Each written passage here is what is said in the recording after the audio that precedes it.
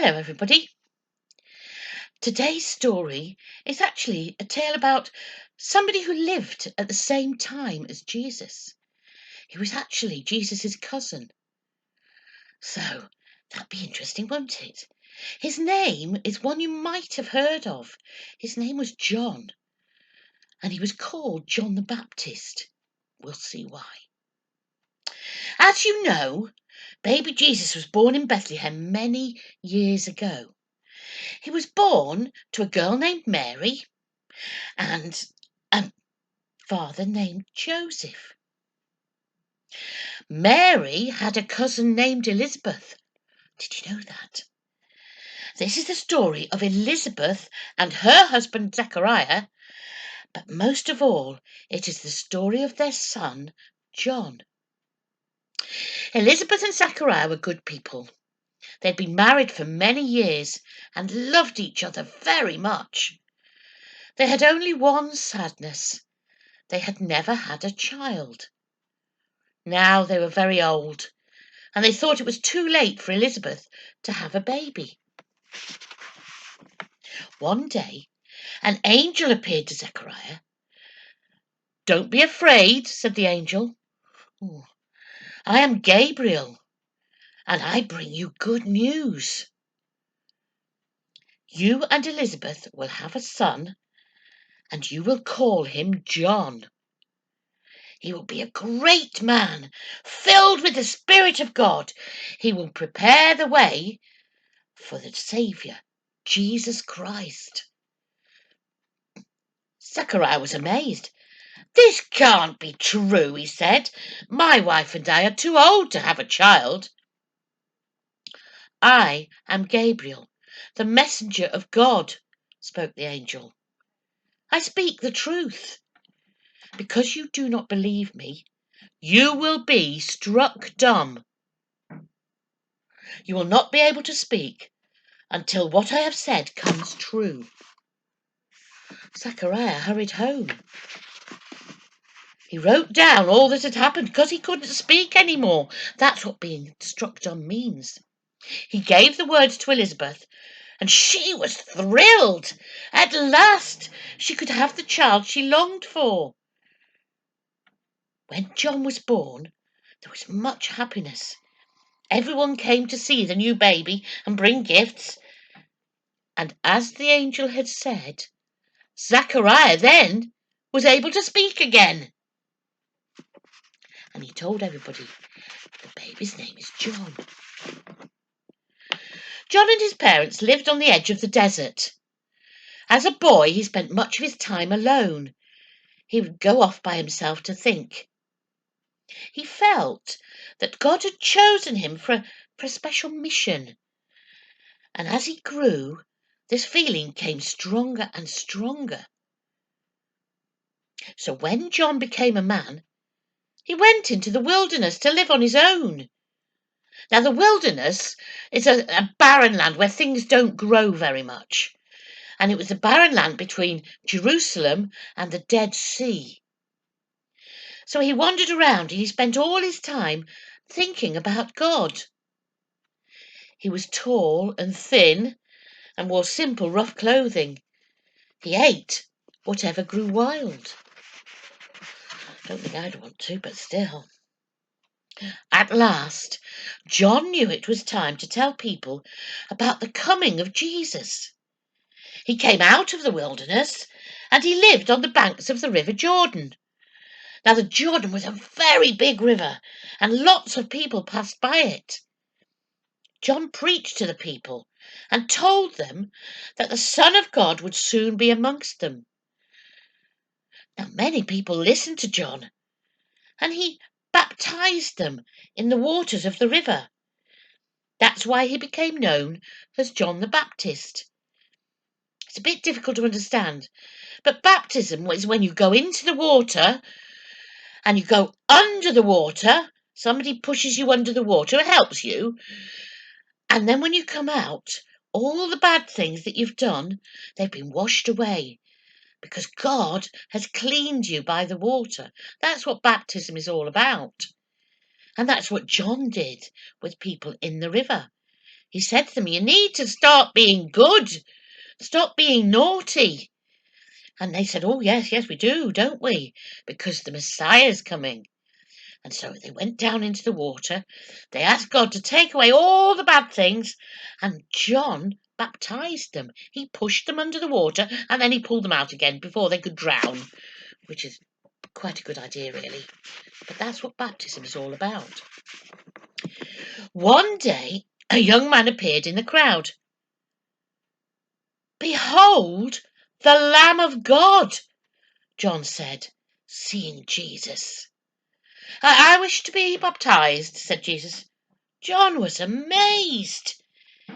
He did not think that the Son of God would want to be baptized by him. Do as I say, Jesus said. Only in this way will God's will be done. And so John baptized Jesus in the Jordan River. As he came out of the water, the Spirit of God came down in the shape of a dove, and a voice came out of the clouds and said, This is my beloved Son, in whom I am well pleased. Afterwards, Jesus and John went their separate ways, each of them preaching about God.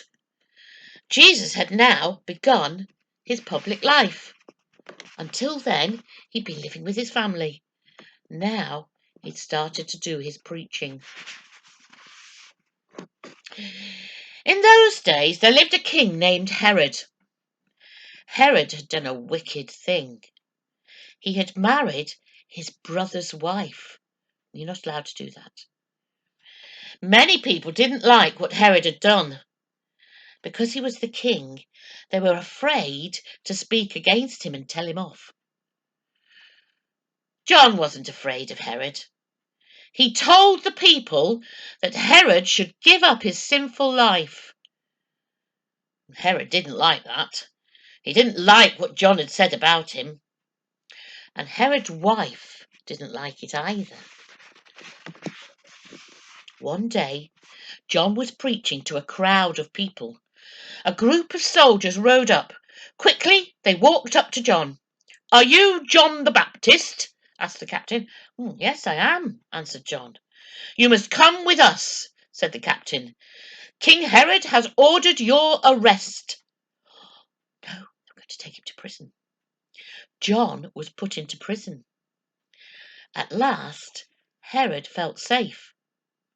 Now John couldn't talk against him. Herod's wife wasn't so sure. Not sure about that. One night, King Herod and his wife had a big feast. Lots and lots of people came. There was loads to eat and drink. Everyone was having a good time. A girl named Salome danced for them. She was the daughter of Herod's wife. So she was his stepdaughter, really. Her dance pleased Herod so much that he offered to grant her any wish at all. And her mother had told her what to wish for. I want John the Baptist killed, she said. Oh, no. Herod had no choice. He told her he would give her anything she wanted. Many people wept when they heard of John's death. But John was happy because he'd gone to live with God. He had done what God wanted him to do. Wasn't that naughty of them, though? Just because they didn't like things that John said, she got him killed. Don't think we should do things like that. That's horrible. And what he said was right. We need to try and stop being naughty and try to live a good life. Try to do the good things. Help people. Look after people. That's what we should be doing. Last week's quiz was a little bit difficult because we couldn't hear all Steve said. So I hope he's done it slightly differently this week. Something about pictures? I don't know. I hope you enjoy it. Bye. Hi, boys and girls. Well, She keeps doing it, doesn't she? Mandy and her stories must be world famous by now. We are so privileged to get a super duper story from her every week, and she reads them so well. Well, it's my turn to lead you into a different game this week. It's a sort of quiz, but I'm not going to so much ask you questions as show you pictures and see if you have any idea what it is that I'm showing you on the picture.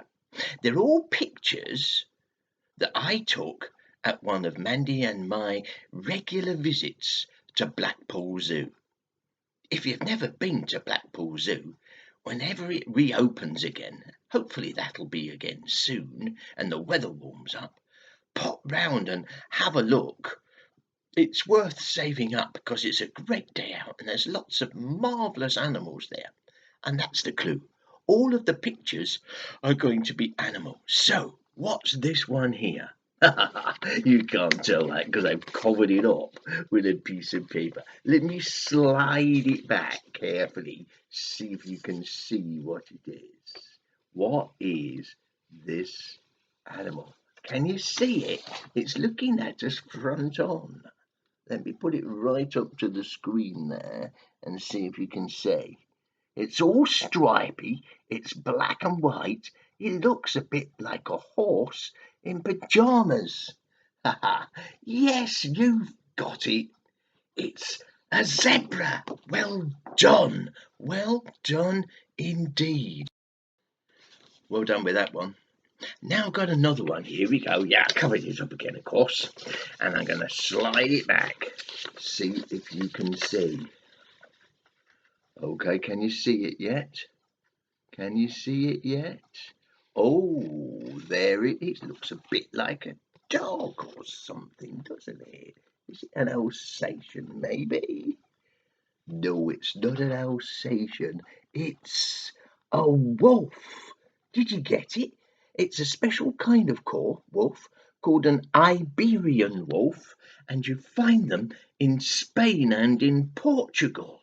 They live in the wild, but they're very unusual as wolves because they don't howl, like some wolves go, howl. These ones don't do that, but you find them in Blackpool Zoo. Are you ready for my next one? Here we go. I'm going to slide the cover off. See if you can guess who it is. He's having a lie down. He's having a sleep. Can you see? He's having a nap. It's a big, stripy cat. He looks beautiful and cuddly, but you wouldn't want him in your house. He's very fierce and dangerous. What kind of animal is he? Do you have any idea? You're right. He's a tiger. Well done. Are you ready for the next one? Here we go. I've just got his head. Nothing else. Just got a picture of his head. There's his nose poking out. And it's a long, rubbery nose. They come from South America. You may not know this one or what it's called. That be parted across. It's the biggest mammal in the whole of South America. It tends to wander around in the jungles and things and is called a Brazilian tapir. A tapir. Remember that and look out for them when you go to the zoo next time. There's two of them and they keep them in an enclosure just below the giraffe heights and they share it with capybaras. I'm going to show you what we've got next. I'm not going to cover it up this time. I'm going to come straight in with it. Are you ready? There he is. Can you see him? Can you see him? What's that?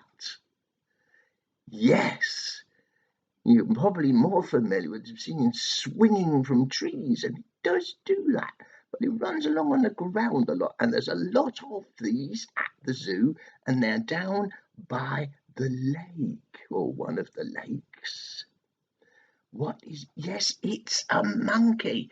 Do you know what kind of monkey this is? There's no extra points for this question. It's just bit of knowledge. It's a spider monkey. He's a spider monkey. I wonder if anybody got that.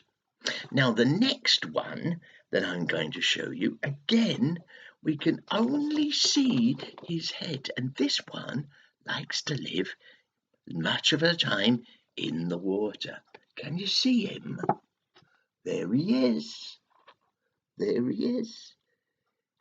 What's that? They make a noise. They go, a lot sort of honking sound. Yes, it's a sea lion. And they've got one of the biggest sea lion enclosures in the whole of Europe at Blackpool Zoo, and loads of sea lions. They've even had a few baby ones this last year or two, so they've got a good number, and they're always swinging around. And in the height of the summer, they do special exhibitions and shows where they do all kinds of tricks. They're very clever. Let me just drink a sip of coffee. And we'll go on with the next one. Now, these creatures you might have been more familiar with at Christmas time. These are taken a long way away, the other side of the paddock, so they're not very big. Can you see what they are? They've got what looks like branches of trees on their heads, but it's not branches. They're called antlers. On the Christmas cards, Father Christmas usually has a sleigh that's pulled by some of these creatures. Yes, they're reindeer. They've got a lot of reindeer at Blackpool Zoo, and they've had some babies. Now, my next one, very strange, is you can't see his or her head because it's covered up. You'll see what I mean in a minute. Hasn't been cut off. He's still got his head. It's just covered up, so you can't quite tell, perhaps, so easily what kind of animal it is, but it's high up. Who's that? What's it called? It's an ape of some kind. Apes are just like monkeys, but usually bigger, and they don't have tails. This one's very shaggy. And it comes from out in Asia, in the forests of Sumatra and Java and places in Indonesia and stuff like that. What's he called? You see the straw he's got over his head. They love to play. They play all the time. It's called an orang-utan. An orang-utan. Can you remember that for next time? Now, what about this chap? This chap that I'm going to show you next is lying down. Don't often see these lying down. We're more used to them bouncing around. Let's have a look. There he is. Big long ears, and it looks like he's got very big back legs. We usually used to see them standing upright or bouncing around, and they come from Australia, and their little babies live in mummy's tiny pouch, like a pocket at the front of her tummy till they're big enough to come out and look after themselves. What is this? I think you know, don't you? It's a kangaroo. This one is a red kangaroo. They grow very big. And where my daughter Bridget lives, they have kangaroos out there in the wild. And the last one, can you guess who this is? This is Blackpool Zoo's oldest resident. He's over 100 years old. This is him. There's his head. There's his head. Can you see who it is? It's called Darwin. He's the giant tortoise. The giant tortoise. Isn't he fantastic? He is huge. You wouldn't want him to step on your toe. That would be very heavy. And he's faster than you think. Well, I wonder how you did. I wonder if anybody got all 10 of my pictures guessed right. You did very well if you got any of them at all, because none of them were easy, and my photographs aren't much good, are they? Anyway, have a great week, and we'll see you next week. This is Steve saying goodbye for now.